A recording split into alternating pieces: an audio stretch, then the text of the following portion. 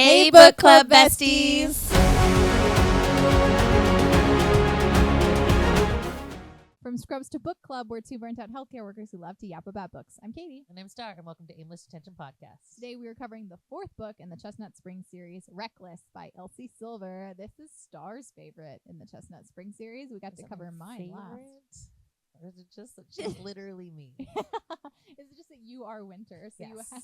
This has to be the book that you Has must to be relate the to. book. We left off powerless and getting to see a little snippet of what was going to happen at the very beginning of Reckless.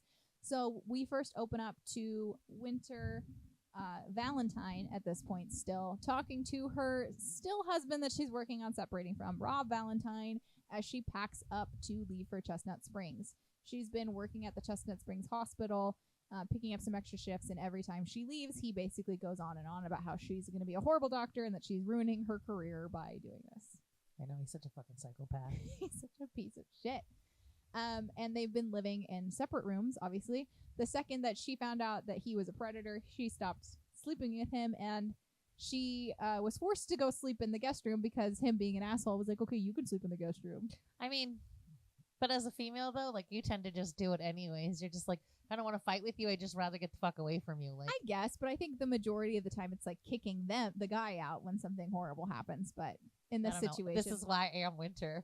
My husband cheated on me, and who went to the guest room? Oh my I God. did. Yeah. Not him. So I'm over here like, it's a girl thing, right, Katie? Katie, come on, tell me otherwise. Tell me it's not true. Yeah, their whole situation is very complex and everything. But so she's heading out to Chestnut Springs, and she's looking in her bag, and she's like, I'm packing for way more than like a day or two that I'm going to be gone for. That she's like, maybe my subconscious knows that I'm trying to get away. Yeah. Like, get the fuck out of here. So she packs up her duffel bag, she heads out, and she is driving her tiny little car through the snow because she's trying to get to Chestnut This is Springs. 100% why I hate this book, because it's literally, that's exactly how I ended up here. Yeah. My tiny little car, it was like, through the snow. My dad laughs about it all the time. Well, He's and like, she had called Summer, and she's like, I need Yeah. to talk to you. And Summer's like, why don't you just come to the family dinner we're having in Chestnut Springs? It's like a pre-Christmas dinner thing, Yeah. right? And so she's like, okay, I guess I'll go. So she ends up going. She pushes her gas tank as far as she can, and she ends up stopping at a gas station where this hot guy in a truck with his boots unlaced, she's just staring at. She's like, I haven't openly ogled a guy in so long because I've been married, and now she's like, I'm not married anymore. And so she's separated, and she's like, you know what? I can ogle. I can enjoy the view. And she's like, he's a cowboy, and he's playing the lotto. He's all the things, and he's got his boots unlaced. That's like his thing throughout. And she's just like, yep, like that's exactly not my type, and I can ogle and I can leave. Like, you know, like I get it, girl. I get it.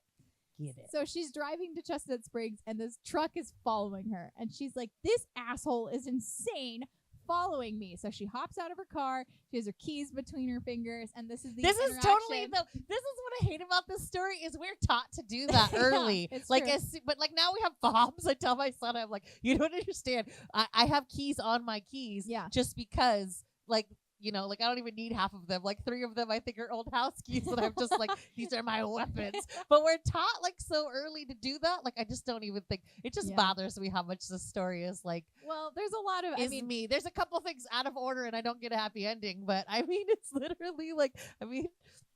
I think you have a different version of a happy ending.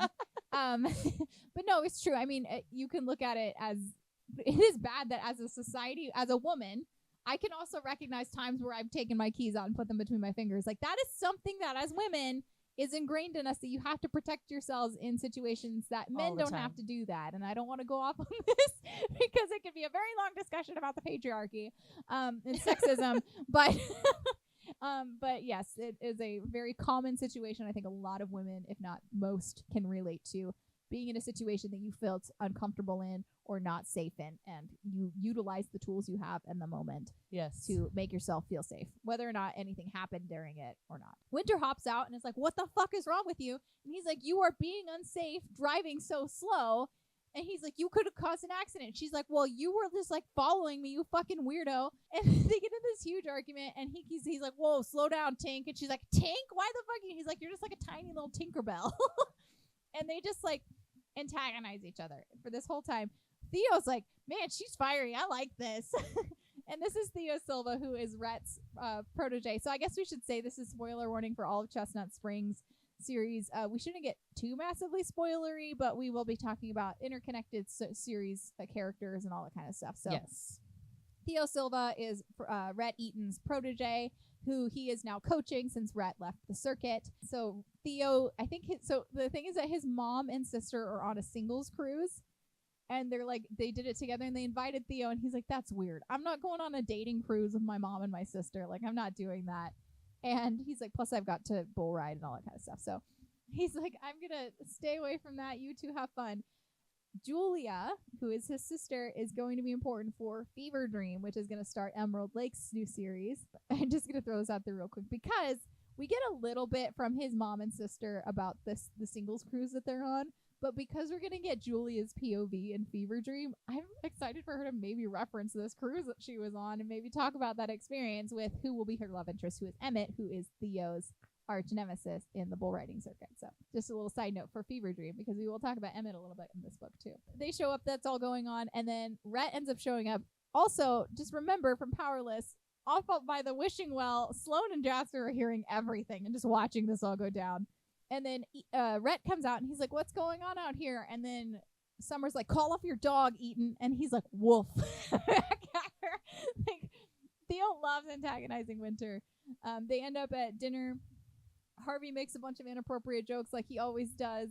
And we are getting to see that he and Sloane's mom are getting a little cozy at this time. It's not really explicitly said that they're together at this point. At the end, Winter's gonna notice it, and he's gonna be like, yeah, we haven't really said anything because it feels weird because it's his wife's sister, right? But Winter's gonna be like, it's okay, because sometimes it just comes out of nowhere, which she saw with Theo too. So anyways, they're gonna Katie went from the beginning to the end back to the beginning. I just have a lot of Easter eggs. Okay? I know. I just thought it was great because I was just like, well, I thought we were going to end on that, but all right. We can end on it too. We will come back to it. And the podcast is over. And then that's the end of the book. Wasn't it amazing? So, during this dinner, Winter and Theo are kind of like flirting throughout. Like their flirting is just antagonizing each other, right? I mean, that's how I flirt. Like, and so, then she's like, okay, I'm going to go back to my hotel. And Theo's like, why don't I drive you? Because the snow is not going to be safe for you to drive in. Which she's like, first of all, no. And he's like, well, we can come back and get your car. Like, it's very possible you will be visiting the ranch again, I'm sure, because your sister lives here. I know, but it's like the way that, like, I don't know. It's, she was driving just fine. He was just like, let me be a strong man and show you the way. Mm-hmm. So Theo ends up driving to her hotel. And then she's like, can I buy you a drink just in thanks for driving me here and stuff like that. So then they start like flirting at the bar and stuff. And then that night happens. So we won't get to see what happened at that night other than we know they had sex. We won't get the play-by-play of everything that happened that night until later on in this book. So we cut forward and Winter is now living in Chestnut Springs. She's living on one of the row houses that Jasper owns. She's like next door neighbors to Sloane or whatever, right? Yes, which I love their friendship. I do too. We got to see that blossoming in Powerless, and that was when Sloane had recommended that Winter move into one of the houses at that time because she had been working in Chestnut Springs so often. Because it was just a nice like break, right? She was only doing it like she was trying to leave her husband, which she hadn't actually like. Yeah, the divorce hadn't gone through, and she was just trying to get away from him as much as possible, and also to kind of get closer to Summer because then they kind of had some understanding over the last couple books of like everything that had happened between them. Their family had like a lot of shit that had to come out. Yeah, and so she's living in this house. She now has a daughter that she's raising on her own. And what had happened was she got pregnant and she texted Theo and said, hey, or she tried to call Theo and it went through and she was like, I need to talk to you. And she kept trying to call him. And she's like, I really need to talk to you. And then he said, well, just tell me. Yeah. And then she's like, over text? Yeah. And he's like, yeah. And she's like, I'm pregnant. The baby's yours. And it was like 2 weeks after they were together. And he was like, thanks for letting me know, is all the text said. So she's convinced that Theo has just abandoned her. He did have this, he's a bull rider. He had buckle bunnies every night. Like, living a wild life on the road type situation. He was not tied down to anything. I just can't believe that she really like. I mean, I guess I could because they didn't know each other, but I can't believe that she really believed that that was him. I just can't like. Yeah, because they met that night, and so she was like, but yeah, it was. This is the difference between her and I. Is I would have gone up to my sister and been like, "You're fucking da da da da," and it would have been completely like blown up about it. Yeah, I think was it that she got his number from the Hamilton gym list? Yeah, but she like her and Sloan like they like broke in. She was like, you have she a key, didn't right? do it. Like she didn't ask her sister at all. Like she didn't go, Summer, No. like help me out. Like she didn't do any of that. She just did like I don't know. See, because I would have just gone to my sister and been like, your husband's friend is a piece of shit. Like I would have like it would have been a different conversation completely. Yeah, like, and that was when Sloan was like, "Oh shit, he's the dad, isn't he?" Yeah, but and that she didn't tell anybody. See, I'm not like this is the only thing that's different between the two of us is I'm Summer in the sense that I'm like, oh my god, like Winter's just too like secretive and internal. Where I would have been like, Katie would have known it all. Should have been like, Sloan was a really good friend for keeping that secret. Right? Like she has known since Winter got pregnant that Theo was the dad. And so she goes through everything on her own. She talks about how Summer was at the hospital holding her hand. Are we gonna like give us like is this the one that we have to trigger warning for? Well, we can talk about it. So I guess we will say that there are trigger warnings in this book, talking specifically about pregnancy loss and IVF journeys, all that kind of stuff. So if that is something you are sensitive to, I would recommend not listening to this. We shouldn't be talking about it too in depth. No. But if it is something you are sensitive to, totally understandable if you need to not listen to this. Because it is a major part of Winter's story. Yes. So what had happened was when she got pregnant, she knew no matter what, she would keep this baby. Yes. She's been wanting to get pregnant for a long time. When she was a child, always had a baby with her, always had a stroller. She knew she wanted to be a mom since she was really little. And so when she was with Rob, when everything went down with Summer and everything, when they just gotten together with Rhett that we learned in Flawless, she had just found out she was pregnant. And then we find out later by Heartless, or I think in Powerless, that she had lost it was Heartless. We found out in Heartless that she had lost the baby. And Winter will talk about it later, that while she was so sad and distraught to have lost that baby, she felt horrible in the fact that she also felt a relief in the fact that she wouldn't have a piece tying her to Rob anymore. Right? So it was a really difficult thing for her to deal with, because on the one hand, it was her biggest dream, and on the other, it also was a little bit of a saving grace on its own. So it's a very complex situation that she was in, and they had gone through multiple rounds of IVF to get pregnant. So it was a hard one thing when she did get pregnant. So when she got pregnant with Theo's baby, it was like, I'm finally having this baby. Summer was there, and she basically ends up getting this like extended family that shows up for her. She finds comfort in the Eatons, like the Harvey watches Vivi all the time. I think there's like a one point where she's texting. I think she goes out with the girls and she's like, or she goes out with Sloan or something, and she's like texting Harvey, and he's like, oh yeah, she's teaching her how to climb fences and do all this stuff, and she's just like, oh whatever. Like she's found really this warm family presence in Chestnut Springs, just like Summer had, and they all step up to help her immediately. But she is still being a single mom all on her own with this newborn. And then we get to, she's trying to get Vivi down to sleep, and there's a bunch of banging and barking going on. Oh, yeah. I forgot about Peter. So there's a bunch of barking going on, and she walks out, and she's like, what the fuck is wrong with you? And she sees Bo eating. Bo's like, hey, what's up, Winter? And Bo is helping Theo move in next door. And he has this tiny little shaking chihuahua. Yes, this little fucking chihuahua. Who's super old, going blind. And he says he has cataracts and that he's deaf, is what Theo says. Later, Winter will say he's not deaf, he just doesn't listen to you. No. He hears your voice and is just like, I do what I want. I love Peter. Peter's such a funny presence. And the fact that Peter ends up winning over Winter is just the funniest thing ever. Because he is literally this little... I hate chihuahuas. I will put that There's out a there. couple like videos where I'm like, that chihuahua's cute. Like he's just like bouncing around. That's why I picture Peter. I just don't like yappy dogs. Yeah, me and either. That's like what chihuahuas are. And then he's shaking and stuff. He's like, I freaked out and I took him to the ER to see why he was shaking. And they're like, chihuahuas just shake. That's their thing. Yeah. So this thing's just like shaking and It's staring like too at much her. energy all balled into this little body and like, I'm Exactly. trying to like. So we will learn that Theo he sustained an injury to his collarbone, and he has to take some time off on the circuit to heal up and everything. Yeah, and he's so, gonna do some PT and stuff like physical therapy to like. Yeah, because Summer's got her gym. Yeah, but you also have to like can't just break a collarbone and be like, I'm going back to riding bulls. Exactly. Like woohoo. Yeah, he has to take a little momentary breather, and Rhett's like, you'll be fine. Just rehab in Chestnut Springs. Like, Summer's got a gym. You can do PT and you can work there to earn some money. I'm there so I can coach you, like all that kind of stuff. So he moves in, and Summer's like, or Winter's like, this is my worst nightmare. I do not want to interact with this guy. And Theo, like, he's like, hey, how's it going, Winter? Yeah. And he's like she's like, fuck off. And he's like, what did I do?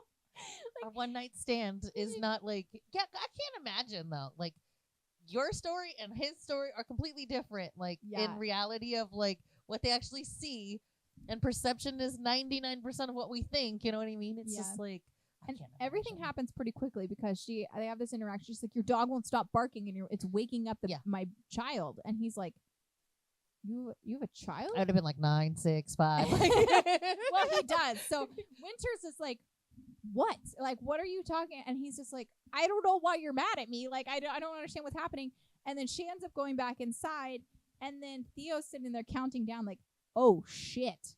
This is my kid, isn't it? Right? Like, you could totally be like, okay. Like, yeah. He's like, how old? I think he asks Bo or Rhett. He's like, how old is Vivi? And he's like, oh, it's blah, blah, blah. And he's like, well, because they just love this child. They don't think twice about it. They're just like, this is the best little baby ever. Like, look at, like. They're like, yeah, she's my niece. Isn't it amazing? Right? Like, and it's just like, oh, no. So he ends up going, he's like, well, I can't ring the doorbell because it'll wake up the baby. And I can't knock because it'll wake up the baby. So he just sits on her porch and is waiting for her to come out. And she opens the door because she sees him on the Ring camera. Is like, what are you doing? I mean, he's like, is that baby mine? And she's like, you're not serious right now, right? And he's like, is that baby mine? And she's like, but it's like a creepy interaction. Like, I have to be honest with you. I texted you, bitch. Like, some of this stuff, I have to be honest. I was ready for this one just because this is the story that I was like, okay, so many fucking complaints. First of all, I texted you, motherfucker. Yeah. You know that that this baby was born. Do you get the fuck off my porch? Move shit out of the house next to me. Like, everything in me is like, ah. Well, Winter does have that fire initially, and she's staring at him, but she's realizing he looks genuinely shocked. I know, but I'm just saying, I don't give a shit. I don't think I would have been like, but she's a doctor, and I think she handles shit a little better than me. I know I would have been off the fucking rails. Girl, somebody Salome would have had to come and like pull me off. I'd have been like, but he's like, she's like, I texted you. And he's like, I never got texts from you. And so we find out that what had happened was after their night together, Theo had decided he was going to clean up his act. He was going to, we will later learn that he had called his mom and said, I found her. And she's like, what? And he's like, the one I'm going to marry. Yeah, I know. And so after that night had such a big impact on him that he was like, I'm going to do whatever. He's like, Winter's got shit she needs to work through. I've got shit I need to work through, but I'm going to make myself good so that by the time it is our time, we'll work. And so he had been spending all this time trying to make himself be the best version he possibly could be for Winter, only to find out that when he gave his phone to, it was like Kip's Kip's assistant or whatever, who is like his PR guy, that is how he handled the situation with Winter. And so he was like, okay, well, I'm firing them, like, fuck them.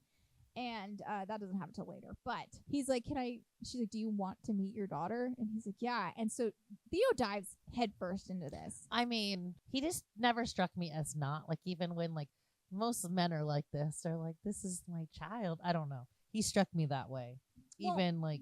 I don't know that most men are. I think Theo didn't even question it, right? So that's a thing that will come up later in this book. But Theo's like, that's my kid. The timing makes sense. Everything makes sense. She looks like me. Like, she's like, I'm glad that she doesn't. Winter even says she's glad she doesn't look like her mom, like I Marina.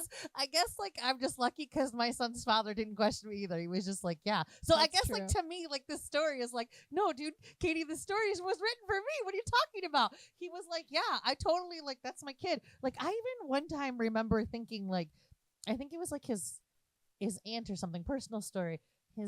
We were at Easter and the baby was just born. I honestly it was like 3 months old. It was like Easter, something. It was some holiday. I can't remember. And I walked in with the baby. His aunt looked at the baby, looked at me, looked at my son's father, and just fucking slapped him.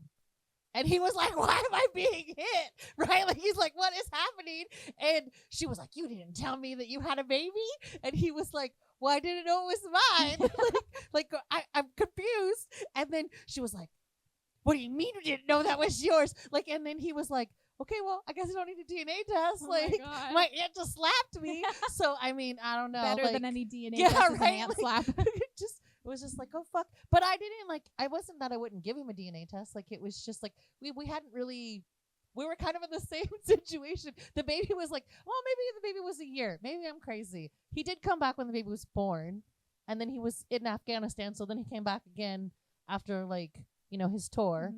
So it must have been a year. Yeah. And then that we were visiting family.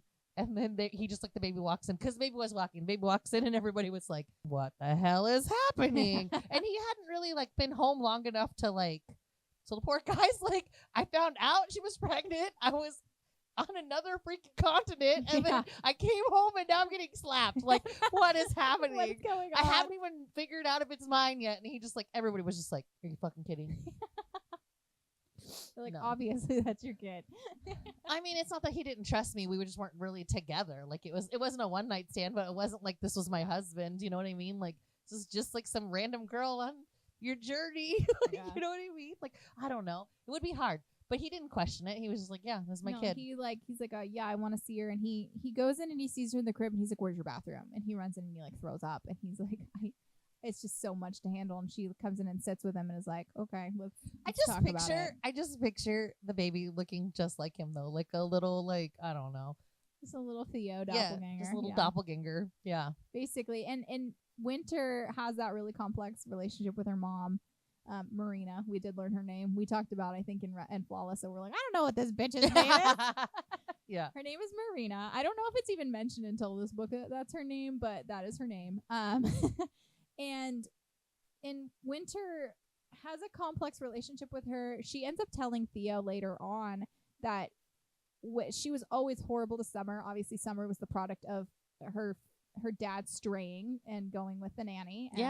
And so, understandably, Marina had a hard time with it. However, she was horrible to Summer.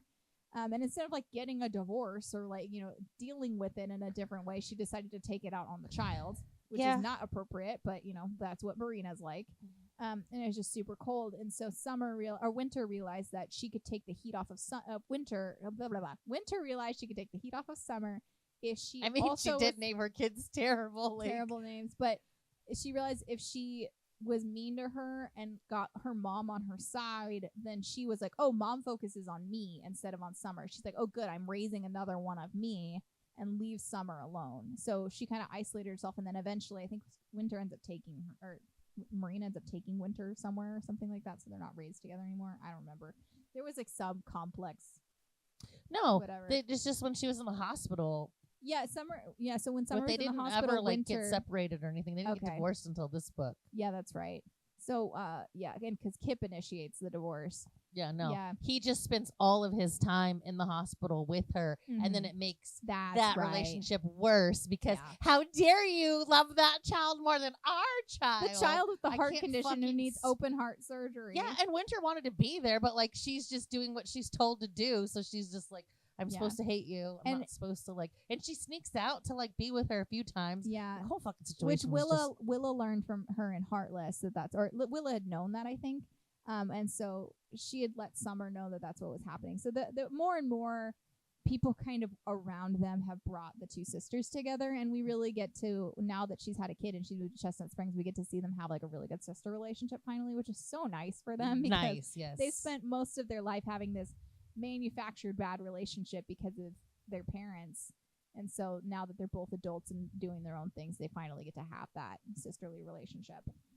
But Theo's like, okay, this is my kid. He ends up leaving, and then he comes back another day. And I think it's when she's really struggling with Vivi and stuff. And he's like, well, why don't you go take a shower or something? And just like, because she's like, I just want to take I think half her makeup's off. And she's like, I just want to wash my makeup off before I go to bed because she's teething and all she wants is me, but she doesn't want any more boob and she won't let me put her down and stuff. And he's like, why don't you give her to me? And I think he like falls asleep with her on his chest and stuff. But he like takes steps up for her. And this might be later on. I'm like confusing the timelines. But Theo mentioned before that his mom always said his love language is acts of service, and that is truly what Theo does for Winter. He's constantly taking burdens off of her, because Winter's also not the type of person that's going to want to just sit down and be lovey-doveyed on. Like, Star. I don't know what you're talking about. Star, do I know somebody? No. Sitting to my left who might be like this. But Theo ends up cleaning the house and like gives her time to take a shower and stuff. And this is one of their first like run-ins where they still have this attraction, this like pull to each other. Yeah, because he's still hot. Like, come on. It's not like he got ugly overnight. No. You're still like, and damn, Theo won't stop flirting with her. Like, it is a constant just flirting with her over and over and over again. And so she's like, okay, like, we gotta have some boundaries here. Like, yeah, but the boundary is my bedroom. Only there. And I can't remember if this is before or after they have the family dinner at the ranch, but she was in just a robe or like a nightgown or whatever, and he had like pushed her onto I think they started kissing. He pushed her onto the bed, and then she was like she had no underwear on, so she was completely bare to him. And then he was like, this is not the moment that I need to take advantage of. Like, we're both not in a position she's not in a position to make this choice right now. And neither am I. Like, this is too new. Everything, we just need to stay as good of parents as we can right now. Like, we're just figuring out the situation. So he takes a step back because he's like, I'm not sure this is what she wants, and I don't want to make her regret this. So she sees that, though, as he was staring at her bare and going, oh, she doesn't look the same, I'm out, is how she took it. I have to be honest with you, though, as like, especially if you hadn't had relationship after your child, which I didn't. Yeah. I would have had the exact same fucking thought process if somebody had done that to me. Yeah. Thank God that didn't happen, because I would have been like, I'm out. I'm never having sex again. Screw every man in this world. Like, well, because there is like an inherent like uncomfortableness with your body, and like you can, I mean, as people who have had children, you can look at it and be like, this is an amazing thing my body did. I'm so proud of being able to do that, having grown a child and pushed it out and everything. But nothing is the same after you have a kid. Like, there are just things that are different. And so there is that fear of when you're with a partner to have them be like, oh, that's not what I remember. True. But also being in the same boat as her, after I had my son, I was very much not going to have a relationship with anybody that I wasn't like with. Yeah.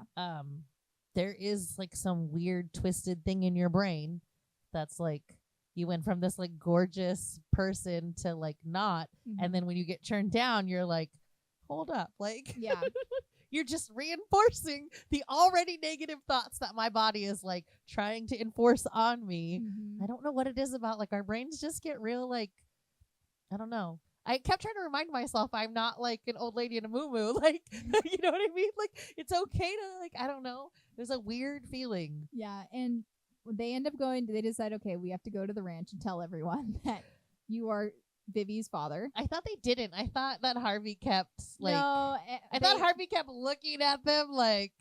No, it wasn't that. It was that they just decided we got to come clean with this, because obviously Theo lives here now and he's actively being Vivi's dad. So we don't want to like keep it from the people that are important to us. So they decide they're going to tell everyone at the next family dinner. So they're riding out. Theo's driving them. And first he's like, well, we can just take my truck. And she's like, isn't that like obvious though? And he's like, we're going to go tell them I'm the father. Do you think it's any less obvious than that? And she's like, no. Or any more obvious than that? She's like, no, I guess not. So they drive over there, and she's just keeps putting roadblocks between them, being like, yeah, no, we're not doing this thing. Like, you and I are not a thing. Like, you're just, like, and he ends up coming around the side, and she's sitting there like digging through her purse, and he like unbuckles her, turns her around, and like, so that her legs are in between his again, kind of like when they were at the bar. And he's like, let's be clear. I want you too. I don't just want Vivi, I want you too. That's my plan overall. And she's like, I don't know what to do about that. So she's like, I'm just gonna try to ignore this. And then they announce the baby news and everything, and everyone's like, oh, that's so exciting. And then Harvey's like making more inappropriate jokes as per usual. And then Winter's like, yeah, we're business partners. And then she immediately is like, I don't like that I said that. This makes me uncomfortable that I said that. And there's a bunch more time they spend just of him like parenting. At one point he like cleans her house and like cooks food for them, and she's really getting to see what it's like to have a partner in it and not having to be by herself. And it's like, I didn't really realize this was something I needed or wanted, but I kind of enjoy this. Yeah. And so, but she's still battling him and everything like that, and he keeps coming on to her and flirting with her. I think at one point he texts her like, what are you wearing? And she's like, what was it to? She was putting a sundress on. And she's like, oh, I'm going to wear a sundress. What, are you trying to match me? And he's like, no, like, what are you wearing right now? And she's like, this same sweats I always do. Like, why are you asking me? She's like, probably going to boozy brunch. Yeah, she's like, I'm not understanding what you're asking me here. But there's multiple times where he's like, okay, you're getting a manicure, because she kept talking about the manicure she wants to get, and she just never has. I want to make a point that, shout out to Canada, I guess. She got a year from maternity leave, a year paid maternity leave from the hospital she was at. And I'm like, wouldn't that be nice? Right. I'm like, in America, I took 3 months off for my kid, and then I ran out of time off, so then I just wasn't paid for 2 weeks. Like of my time off. Right? They're like, my friend had to do that. She like saved up her time or like ETO. I did and too. And then on top of that, you get like so much time. So she like ran it until the very bloody end. Yeah. Well, and then we didn't get paid leave in our state until after I had my baby. So I was just like, cool. And I could have taken more maternity leave, but then it was after I had come back to work already. So I'm like, am I just going to take another pay cut of time where I'm not working when my daughter's now 6 months old, or am I just going to keep working and just like, well, I told you I popped him out and fucking went back to work like the next day. Yeah. My mom was like, you're going to be hurting. And I was like, it is what it is. Life goes on. I got to go to work. Like, I don't work. I don't get paid. I know. There's so many things wrong with right? maternity leave in the U.S. I don't know. It was fine because since I was able to do my own schedule, I just went home, did what I needed to do, and then went back to work. So I was only gone for like a couple hours, come back home, and done it back and forth. So it wasn't so bad. That's still like, but the fact and I was that young. I was like 25, so you know. Well, and you were self-employed, right? Yeah. Yeah. But I mean, still, like the fact that we live in a country where it's just I know. Good job, America. Good job. You pushed out a baby. Do you want to pay for your mortgage and make sure you have food, or do you want to take care of your child? Which one would you like to do? I was thinking though, like it could be worse. We could just pop them out and throw them on her back and just keep going. Like it could be worse. Like good job. We're at least getting some like. We're like, there's a love story in this book, but did you know that in the U.S. there are injustices? What I was noticing on the reread of this is that while I love Reckless, I think a lot of the stuff that happens is pretty repetitive in the scenes, because I was listening to it and I was like, okay, they're just parenting again. They're parenting again. Not that they're just, but it's all super important building blocks for their relationship, right? Like it's necessary for them. They do end up going to, so he keeps training at home, and then they aren't actually like physically together until she's at Summer's gym working out, and she got a personal trainer named Mark that was going to train her. Yes, and then he was like, no, you're not. He was like, I'm training you. And she's like, I don't want you to train me. I was very specific about that. And she's like, I got Mark he's like, I took Mark's shift. Like, I have to be honest with you, though. I wouldn't want no disrespect. I loved my husband when we were married, but it's really hard to take orders from a man like, even if we weren't like married, like it would be like, no, don't tell me like I'm lifting it wrong. I don't know. It would bother me. It's just different for me. I had that go away. I had that thought when he like said that. I was like, he realizes that for like a female, right? Like it would be. I get you don't want me bending over for another man, but like it would be hard to take direction from you. Yeah, I'd be like, how fucking dare you? Well, the funny thing too is that we throughout it we get to see, because he's PTing in Chestnut Springs, so we get to see him and Rhett just getting absolutely the most ridiculous workouts that Summer's pushing them through. And Summer does have training as a personal trainer, and she also makes sure that the workouts are geared towards bull riding.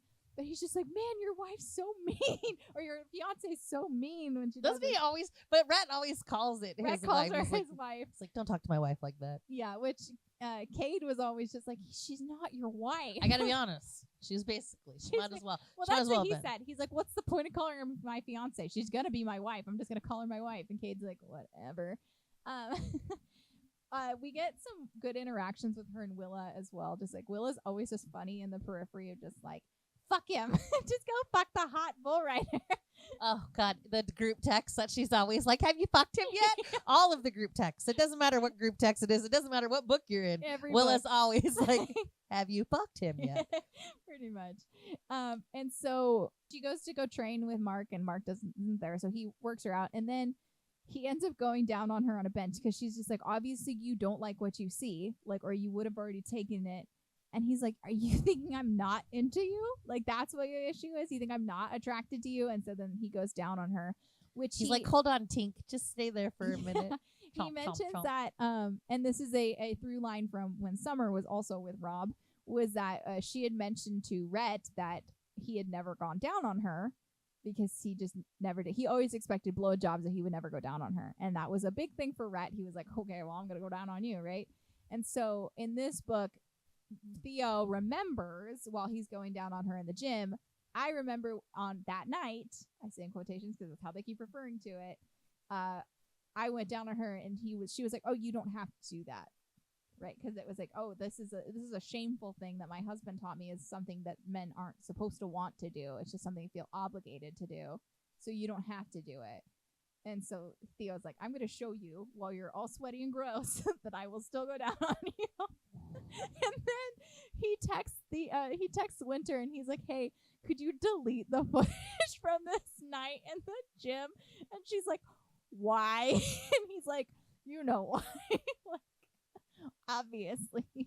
They kind of end up sleeping together, and then I think they go to I think it's the wedding next. Again, a lot of these plot points feel like a little gobbledygooky in my brain because there's so much of them like parenting together that they slowly grow together, and then all of the times they have sex again feel really like they just mix up in my brain, even though I literally just listened to this. I know. This one's one of the ones that is hard because it's like that's all it is that them trying to like parent. Yes.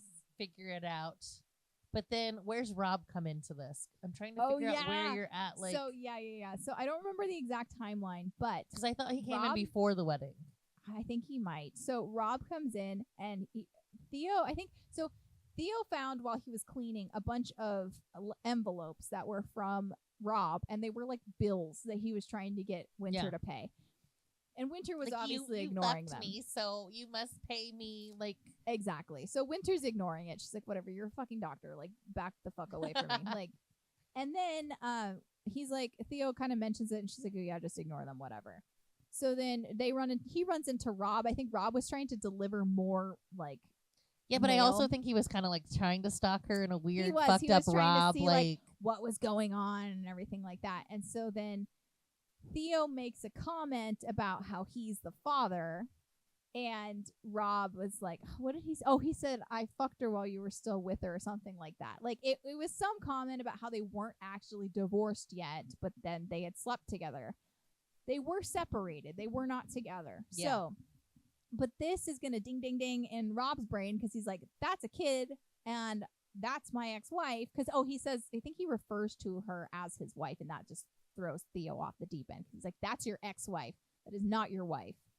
And that's when he makes that comment to Rob, and then Rob will end up pursuing DNA testing to see if Vivi is his daughter. Yes. But we won't know that for a little while because Theo and Winter are going to start getting together in this point. And Winter again keeps having this push and pull where she's like, I don't know that this is what I want necessarily, because she's really bad at accepting love because she's never really had it.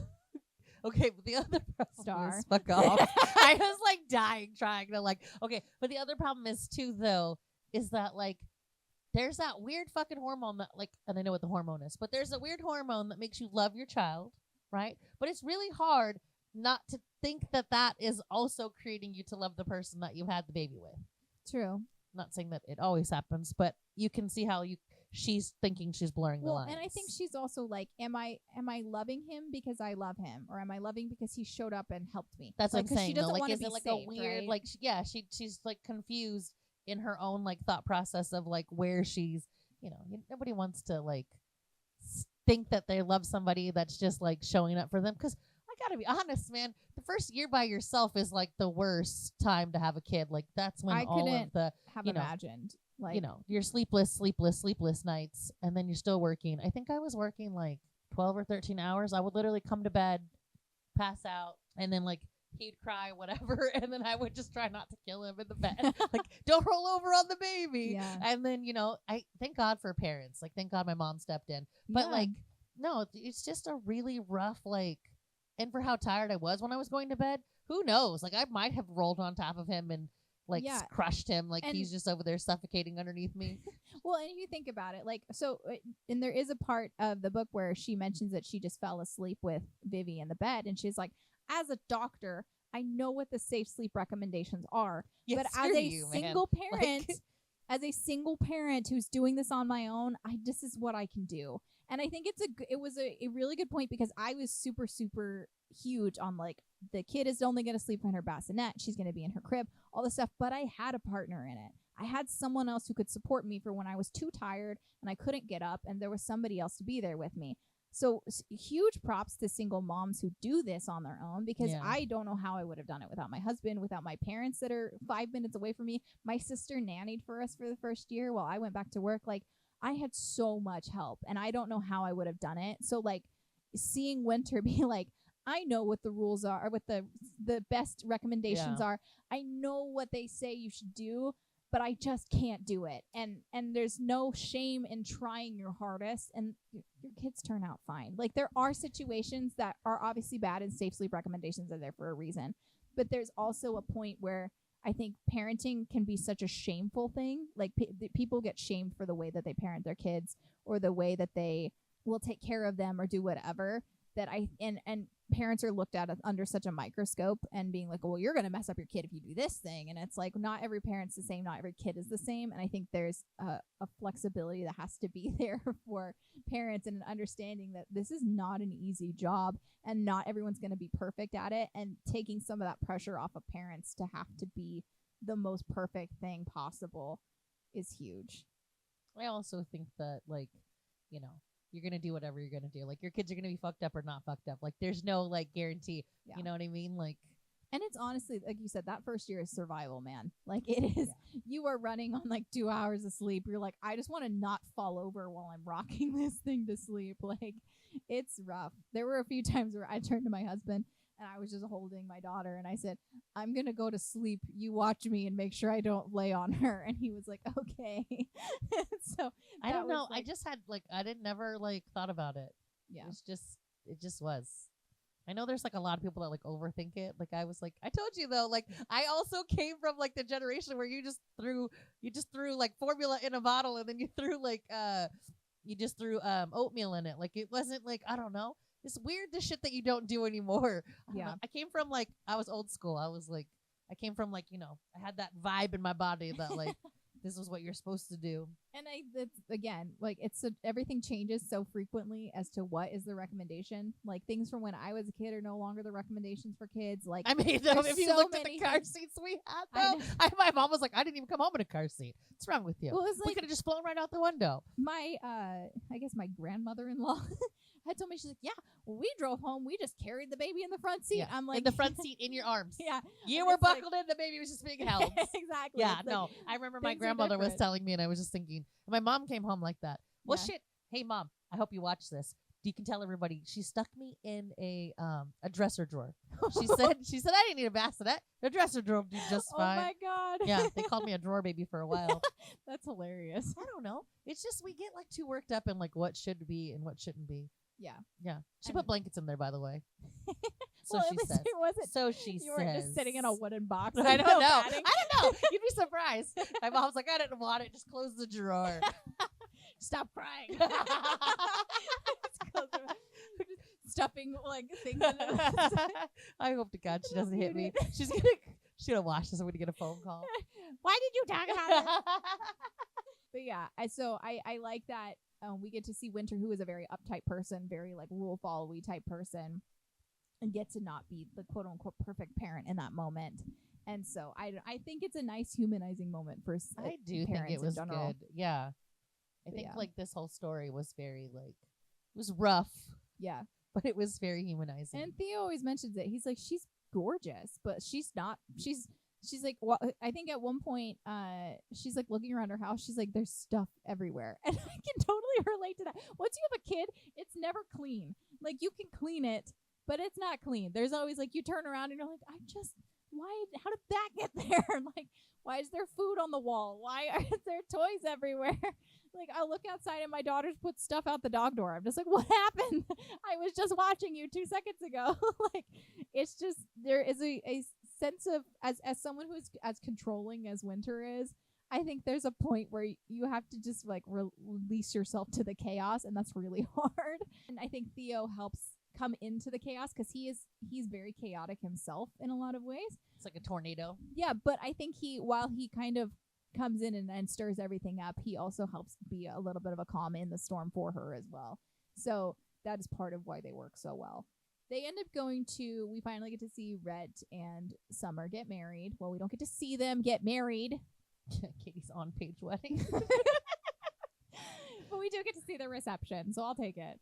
And we get to, there are moments where they talk about, I want to just mention before this, because Winter does dance with Beau, and Theo's watching and is jealous of Beau dancing with Theo. We get a couple mentions with Theo. I'm sorry. I just thought it was too funny. You did it earlier too when you told the Winter to delete the video. It was Summer to delete the video. But I just let it go because I was like, Katie's gonna just backhand me with the fucking mic. Look, they have seasonal names. I know. I was just waiting for like the, but I was just like, oh fuck, I'm gonna get hit. Star's gonna be like, look, you lead this podcast. Every time you fall, I'm just gonna Achilles you. No, what was that? Funny. Slash. So, anyways, Theo's watching Winter dancing with Beau. Yes.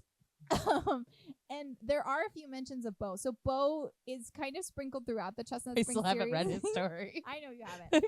Beau, and this isn't going to be a spoiler, but Beau, we learned in Powerless, was lost on a mission, and they ended up finding him, and he had some quote-unquote minor burns. And it wasn't really mentioned much further than that. Somebody does ask Harvey how Beau is doing, because Beau's not around to begin with in the beginning of the book. And this is before Theo had moved in. I think it was during the first... the Christmas dinner, I think, is when it was going on, because Harvey was back in town, and Jasper and Sloane had come in to do that dinner, and Beau was at the hospital on the other side of the country, still recovering. Yeah. So Harvey was like, oh, he's got some 3rd-degree burns to his feet, and they had to do a skin graft, and they're just trying to make sure it doesn't get infected and stuff, and then he'll be home.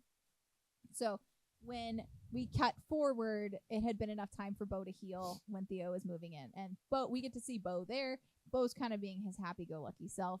And then we'll see Winter mentions that she and Beau got into an argument about something. And do you want me to tell you what that argument was, or do you just want to read the book?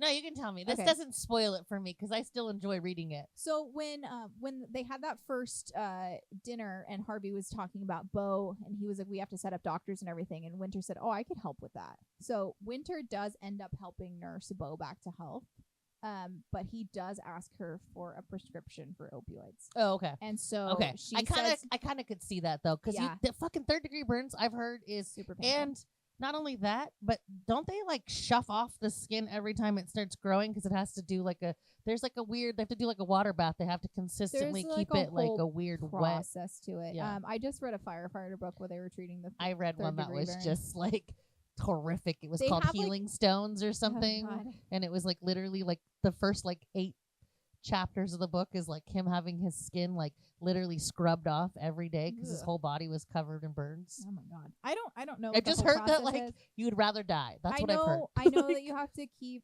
I know you have to keep them moisturized, and you have to keep them well hydrated and all that kind of stuff. So they have to chuff off the skin consistently. Yeah, there was talk of a specific like hydro bath type thing that they do with them. and then wrapping them in a specific way with ointments, creams, that kind of thing. So I as a pharmacist who doesn't have a burn unit, I don't really work with burns that often, so I'm not. No, super I've only read it in knowledgeable books, in so I'm that. just looking at you like I don't know. I'm like, yeah, I just heard like I've heard that you'd rather die. Like Yeah. you would.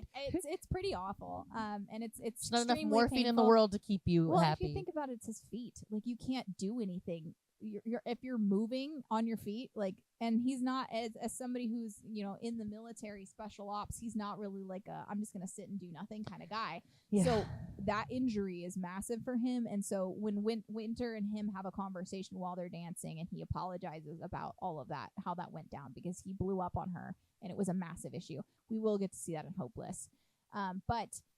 She sees Theo at the bar, and they had kind of been on the outs a little bit about different things. I don't remember what their specific argument was about that time, but I think it was partially the fact that she's like not understanding how attractive she is and like how much he wants her and all this kind of stuff. No, because you have a baby, okay? I think this is why this book triggered me so badly. Okay, so you have a baby. The guy tells you, hey, I don't want this fucking kid, which thank God that didn't happen. Yeah. But he wasn't home when I had my kid, so I understand, because it was very much like, and then they come home, and then you're not sure, like you're just like, and to you, you're just like, I don't know. When you're pregnant, you just feel like a beached whale, no matter what anybody fucking tells you. Pregnant women are gorgeous, but that is not how you mentally feel. Yeah, you really feel like awful. this, like, especially when you go from like twiggish to like bam, and you're just like, I don't know. You just look like Fiona from fucking Shrek. And then, go in, and then there's like nobody to tell you you're beautiful after you have the baby. Yeah. So you're tired, and your boobs are leaking, and you can't get out of your sweat clothes because your clothes don't fit anymore, because you got a mommy belly that you didn't have before. And even if you lose all the weight, you still got that little like mommy belly that you didn't have before. I don't know. It's like a weird, like, it's a little the skin just doesn't go away right there. I'm just like, fuck the world. Like, you have to have a tummy tuck for that. It's true. And so I forgot to mention that Theo's mom came into town to visit. Yes. And was at one of the. And while Winter was so grateful for it, and she loves Loretta. Like, Loretta's amazing. But she also kind of has like I don't get to have this with my parents. Like I don't think Kip's really shown up. Like Winter or Summer was there in the hospital.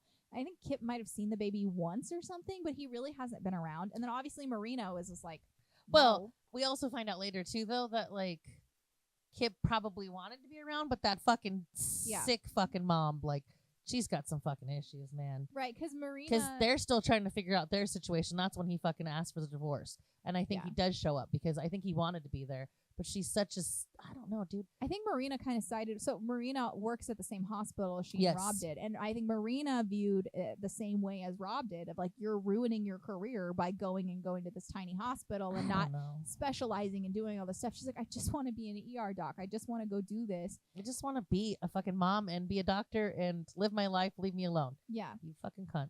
You can edit that. Sure, that's not something you wanted. I just had to say it. No, I think it's a fair assessment of Marina as a person. But I think she kind of struggles with that. She's like, I don't get to have this. I have an amazing family and everything. And part of this is when she, confides in Theo about all the stuff with Summer. And he's like, have you told Summer any of this? And she's like, no. Like, I don't know what the point is now. We've made up. There's no point in like bringing all that back up. And he's like, she might really like to hear this. So yeah, because she's a female. You fucking idiot. Yeah. Like, why are men so dumb? He does heal up, and he ends up going back on the circuit. So actually, sorry. Let's go back to they're at the wedding. She goes back to Theo, and then he takes her into the bathroom and fucks her in the bathroom. He's like, I will do this anywhere, anytime. Like, and then they have Loretta. Have you ever had bathroom sex? Just because I'm curious. No. You think I've had bathroom sex? It's just not as fun as it sounds. Like in the story, they always make it sound so like. It just sounds really gross. It's fine. It's just not as fun as it sounds. I guess they're at a like little ranch place, so it's not like they're not like at a like a bar bathroom. It is, but it's just not as fun as it sounds. Like everybody always makes it like sex anywhere that's not like that's like quick and like that is just like, I mean, it's exciting because you're like, oh, we could get caught, but it's not like I think so. I want to make a point that Theo could be my man if it was not for the way he speaks to Winter. I love the way he speaks to Winter. I hate degrading words during sex. I don't want to be called a bitch. I don't want to be called a slut, a whore. Like, I don't want that at all. And so that just takes me out. The second a guy's like, you're my little slut, I'm like, no. I'm out of this.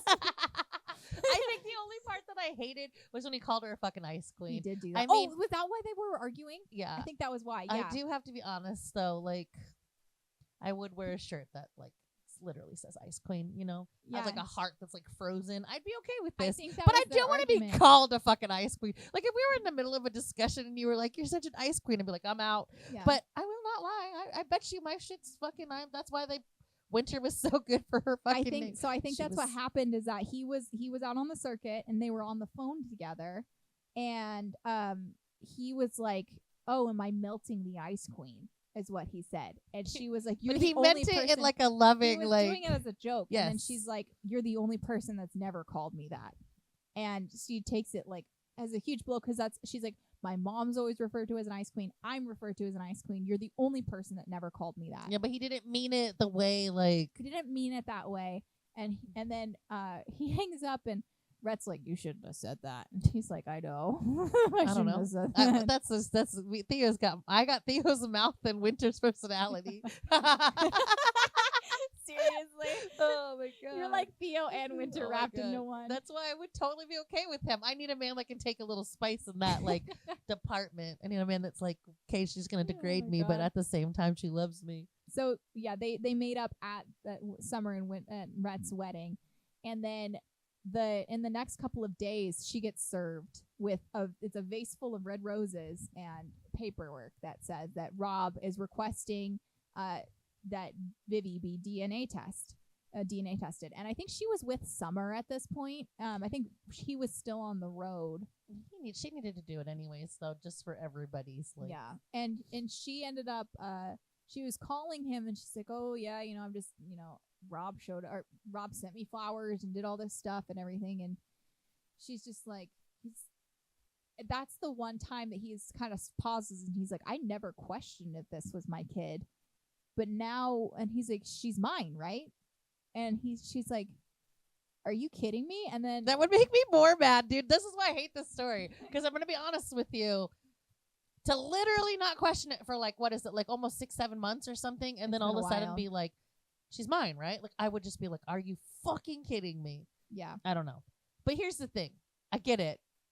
I had a psychology teacher say this one time. A woman will always know it's hers, but a man will never know it's his. And I thought, what a fucking piece of shit. I hated that guy, by the way. But it stuck with me because he's not wrong. You can't deny it's yours. It's there. It's growing. That's true. Right? But you, as a guy, you're like, I have to have faith that it's mine. Like, I mean, obviously there's DNA, but that's like, not what he was referring to. He was referring to like women, obviously it's growing in you. That's such a sexist comment too, but that's why I hated that fucking guy. This is more like, this is sexism. I just fucking hated him. I argued with him about everything. But it's a point though, is that when I was pregnant with my daughter, they were like, because they do ROGAM for anyone that's negative, RH negative. When just initially do it across the board. And my husband's like, well, why don't I just get a blood test and we can see what my blood type is, and if I'm negative too, then you don't have to give her the ROGAM. And he's like, well, we have to do it because we can't be sure.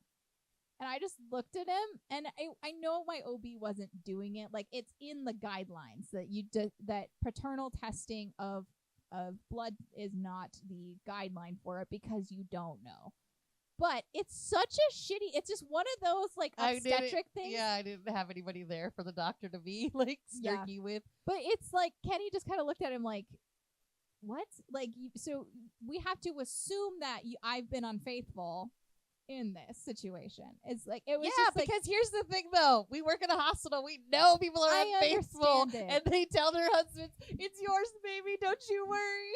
I get that. We've been on both sides of this rocking horse. We know, like, I know, and I understand that there's a risk there, but it is the baby comes out black and you're like, it's yours, baby. No, I just feel like though, but there are, I think more than not, the situation is going to be with married couples that is their kid. Or even or not married couples, if you're pretty certain and you are in a relationship like this. But it is troublesome to me in terms of, again, this is just another women in medicine being treated poorly situation. This is just me going off about things today. It's just another situation where we don't trust women about their health care. And that pisses me off. And I know I don't blame my specific OB, because as a pharmacist who has looked at the guidelines, that is the recommendation across the board. But, so he's just following the best practice recommendations, which is what I would want my doctor to do. However, it is another situation where we look at women and blame them for something and say, well, I can't trust you. And I get that there are situations where that's true. But if we across the board say, I don't trust women, you just might have just slept around on your husband, I just think that's fucked. Anyways. I hope that's a clip. I will clip that for you. Send it just to me. Women fucking around on their husbands. It just irritates me. There's just, like, we didn't include women in studies until the 90s. That just, women's healthcare is such a big... Anyways. Rob threatens the paternity test thing. And then Winter is like, okay, obviously I have to do this. Like, it's fine. She's like, I have no doubt that it's Theo. Like, I haven't slept with this man since I found out he was a pervert. And so since he was a predator, and I went and slept in the guest room. There's no fucking way. I know, but he's just doing it just to plant seeds. Like, he's a fucking sick bastard. He is. That's genuinely doing it on purpose. And it's partly Theo's fault, because Theo had said that they had slept together while they were still together. Also, the other thing is that he's also still trying to fucking wiggle his way into any degree of being in that family. Yeah. Which is just so weird. It's right? just like, you got both sisters already, and both of them left you. So, like, just move on, buddy. Yeah, I know. Like, come on. Maybe he and Marina are just meant to be together, and then once Kip was Oh my God! Please don't write that book. Could you Don't imagine? write that book. I don't want to read it. I don't want to read it. I know Katie will be like, we have to read this. No, I do not want a happy ending for Rob and Marina. Maybe they won't. Maybe somebody will murder both of them, and that'll be the best story ever. Elsie Silver writes her first murder mystery, but nobody wants to solve it because they're just like, good riddance. Yes. So Theo is dealing with the fact that he made an oopsie, saying the wrong thing there. He's like, that's not how you should handle that kind of thing. Rex ends up telling... So Winter starts freaking out because Theo's not answering his phone. It's going straight to voicemail. And she's just trying to talk to him. She's like, I get that there's a gut reaction, but I'm not going to let you treat me like this. And also, like, now she's starting to be like, oh God, something's wrong. He could be hurt. Like, he was in a car accident, or like he got hurt on the circuit. Something's going on. To be honest, like, that's how my brain is. Oh shit, he's in an accident. And what I like about Winter is that she's like, he's not running away from me. So she gets in touch with Rhett, and Rhett's like, and she's like, why is Theo not answering his phone? And he's like, I don't know. And she's like, what hotel is he staying at, and what room? And he's like, oh shit. So then he's like, why? He's like, she's like, cause I have a flight out and I need to know where I'm going. And he's like, and she's going to Billings, Montana. And she's just like, oh no. And so then, like, the next chapter is Rhett texting Theo to be like, good luck. And he's like, what do you mean? And then Summer, I forgot to mention with Peter, the dog, is that he's wriggled his way into his life, right? So at one point when Theo came over to help, he was like, here, you take the dog, I'll take the baby. And she just kind of looked at him and like took the dog and was like in such an exhausted haze. She's like, okay, I guess I have this dog now. And the dog was like, sleeps with them all the time now. And before Rob had done his whole thing, she had told Theo that he didn't want her, or she wanted him to live with them, that she wanted to be a family living under the same. She's like, I don't like that you live next door. And he's like, oh, that sucks. And she's like, no, I want you to live with us. So they had already moved in together. Loretta had told Winter that night before when they were going to go to the wedding, was that after they had been together, that he had called her and said that she was the one and all this kind of stuff. He's like that. She's like, that guy loves you so much. And she's like, he loves me? Like, he's never told me that. And so that was part of kind of all of the emotions going on before all this. I can't even right? imagine. There was a lot. So Winter's like, I know he loves me. He just hasn't told me. He's shown me in a lot of ways, right? And then she shows up to the door, and he's like, what are you doing here? And she's like she's got Peter on a leash and then Vivi in a stroller. And he's like, what are you guys doing here? And she's like, we're going to talk about this because Vivi is your daughter and I love you and we're not doing this. This is not how our relationship's going. And he's just like, what? And so then he's like, can you come inside? And she's like, they like argue. She's like, yeah, but I'm mad at you. And he's like, I understand. He's like, I love you too. This is also before, I keep remembering things. Before he had left for his first bull ride again, he had said that he told his daughter the one thing that his dad used to say to him, and his dad was a bull rider who died on a bull. Okay, I forgot about this. Yeah, his dad was a bull rider who I died remember on a his bull. dad was a bull rider, but I forgot what he says to him and his sister and he her. says te vivo. Yeah. She's like, oh, it means I love you, and he's like, no, it means more than I love you, because you are my existence, you are everything to me. And so she's like, okay. And then when he's leaving, she says, he was like, I was doing my best not to turn back and look at them because he really didn't want to leave them. And then he hears Winter say, te vivo, when he's leaving. And so he's like, turns around. He's like, oh shit. Like, anyways, cut back forward to where we're at the hotel room because this is aimless attention.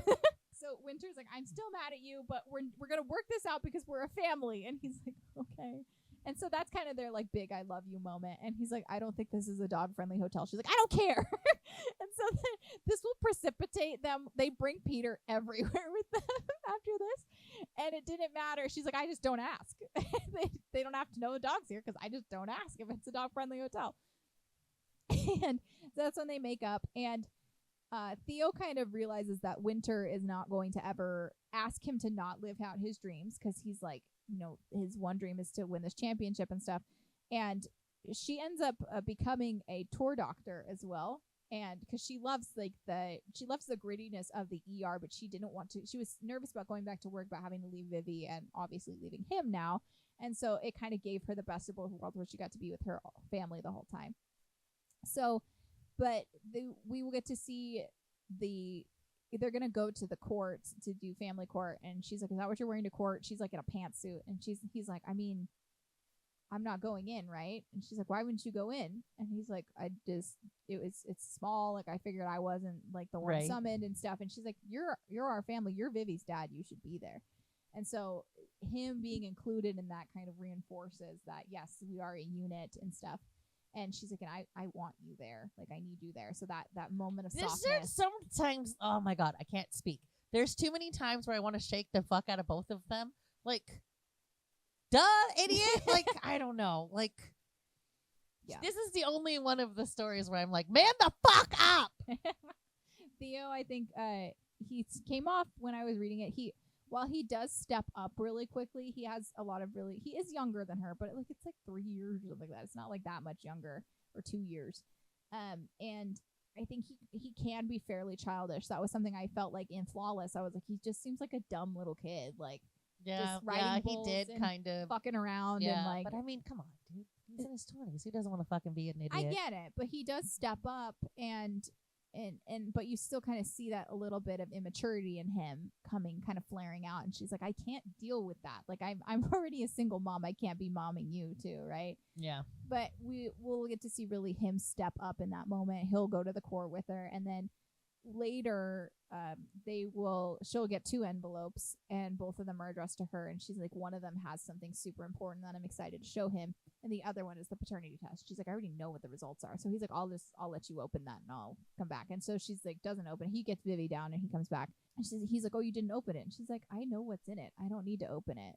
And so he opens it, reads the results, and like gets really excited when obviously he sees that he's the dad. And then she's like, I want you to open this too. And the other envelope is a name change for Vivi, so that she didn't have a middle name to begin with, and she was Vivi Hamilton, and now she's Vivi Loretta Silva. So she has Theo's mom's name as her middle name, and she's now Who doesn't give their kid a middle name? I don't know. Weird. There's a lot of people who don't. And there's too many people in the world that have the same fucking name. There's a reason why you give them a middle name. There was a guy who went to my high school who had he only had one name, and then on everything you have to have a first and a last name. So he just had the same name twice. Was his name? What the fuck was his last name? He didn't have a last name. No, but like, how do you not have a last name? No, they didn't give him one. He just had one name. His mom was like, I don't know who your dad is. We just won't give you any name. We're not going to even give you my name. No surname for you. I think it was a cultural thing, but I don't remember. I would just remember. I have never heard of that. Yeah, not a day in my life. His name was just his name repeated twice. I'm sorry, just makes me think of that one guy. I'm sorry. Off topic. So yeah, they find out that he's so excited about the name change, and then they're on the bull riding circuit. He wins the championship. Emmett is in second place to him, and they're like mouthing off to each other. And Emmett is going to play a key role in Fever Dream. He's going to be Theo's sister's love interest for when we open up Emerald Lake. So I'm very excited for that. And especially because if we get more, we'll get more Theo if we have to, right? And well, while they're at he wins, and then he gets handed the mic, and they're like, "Oh, like, what are you doing?" He's like, "I'm just so excited. My family's here. My future wife is in the audience right now," and he hadn't proposed or anything yet. No, because these boys have no fucking concept. What is it? He puts his hat on one. The other one's like, "Hey, baby, we're having a baby together." I don't fucking know. These boys are like very the breeding kink in this family. Very territorial. Fuck, man. And I think she goes up to him and she kisses him and she says, "Daddy, I hope you're ready to do it for a second time." So she's pregnant again. Yeah, like I said, the breeding kink is fucking. I don't know. Maybe she just has it. Maybe she's like, "Hey, knock me up." I don't know. She's like, "I can't wait to have another little." No, Theo. I was talking about Elsie Silver. Oh, like, Elsie Silver. She's like, more babies. And the epilogue is them with they're at Vivi's first birthday party, and Willa. Oh my god, what was it that she did? It was so Vivi's favorite thing by the time she's one is Peter. And so Willa, being the amazing party planner that she is, like we saw with Luke with the poop plates and all that kind of stuff, for her birthday, she took a picture of Peter and blew it up and like put it on plates and put it everywhere. So her party was Peter themed, and I was just like, that is such a Willa thing to do. I was just so excited about that. And so they are celebrating her birthday and everything, and then Theo ends up stealing Winter away and taking her back to where they had their argument in front of the main house. And the funny thing is that Winter's like, "How far are we walking? Because my feet really hurt from these boots." And then he like picks her up and whisks her to that spot, and then that's when he proposes to her, because that's where it all started. And the end. And the end of the book. What would you rate Reckless, Star? I'm pretty sure I rated it 5 only because it was my story. I gave it 5 stars. I really enjoyed it. I think something I like about Winter is that she doesn't back down from herself. Like, I think she has insecurities and she's self-conscious of things, but she's also a fighter. So she's not just like letting everything like drag her down. She's like, I have to be a strong, independent woman. And so I think she is that, but then she gets Theo to kind of stand at her side and help her when she needs it, but isn't like overbearing. Yeah, you know, I get it. So I really enjoyed them. I did give it 5 stars. Like I said, I'm looking forward to these characters reappearing in Emerald Lake again, because I'm just excited for Emerald Lake. Fever Dream comes out soon. That is our coverage of Reckless. If you are watching on YouTube, I'm going to throw up a slide to where you can follow us on social media, and we will see you in the next one.